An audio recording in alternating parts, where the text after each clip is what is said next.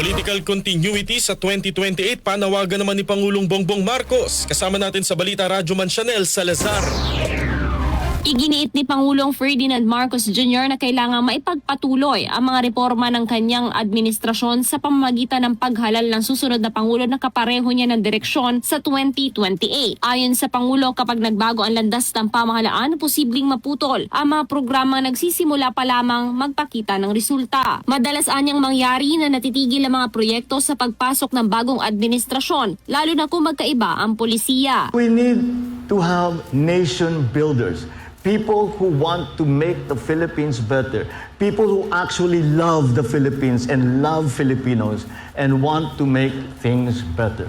And it boils down to, it might sound a little sentimental or emotional, but that's what you need. And of course, there has to be the element of competency. You know, the love goes a long way, but it's not enough. You also have to know how to do it. You have to have some training. Or at the very least, you have to listen to people who have that training.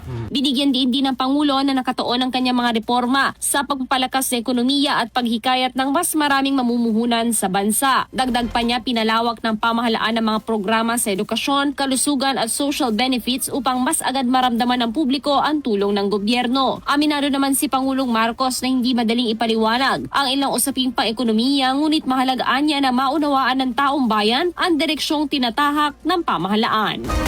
Kasama mo sa DZXL RMN Manila, Radyo Man Chanel Salazar, Tatak RMN.